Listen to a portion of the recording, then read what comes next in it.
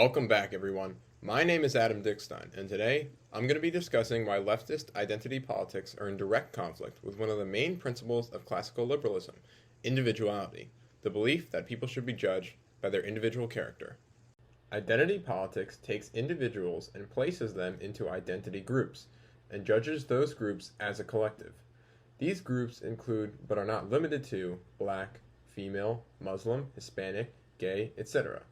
People who buy into identity politics judge all of these people in identity groups as victims who are victimized by straight white males.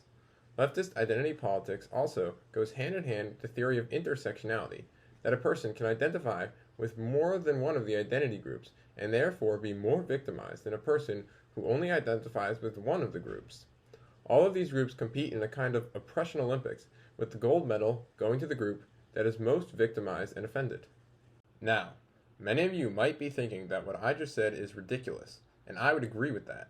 I too believe that people should be judged on their individual character and not by their immutable characteristics.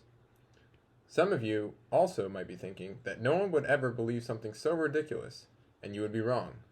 Unfortunately, this ideology is quite easy to find on college campuses, and what's even more unfortunate is that the issue is not only a national issue, but a personal one as well. It's no secret that I am a straight white male. And one time while I was arguing with someone, the person straight up called me an oppressor. I was stunned. Now, after further questioning, I was able to get this person to realize that I was indeed not an oppressor. But had I not had that conversation, that person would still believe that I was an oppressor just because of my sexuality, my race, and my sex. A second example I have of putting group identity over individual character is at Brandeis University. If a student needed to talk to someone on campus because that student was going through a difficult time, there is a person that student can reach out to. The bulletin board on my floor has a photo of this guy, but the first thing said about him isn't that he is someone who can help any student who needs someone to talk to. It says that he is a, quote, out and proud person of color, end quote. The first thing I learned about him is the identity group that he falls into, instead of learning about him as an individual with traits like kind, honest, and caring.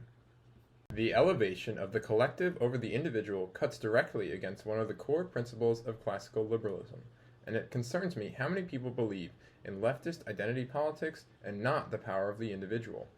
If you do believe in individuality and other classical liberal principles, please like this video, subscribe to the channel, and share this video and other content like it on social media. In the battle of ideas, the best way to win is to have the conversation.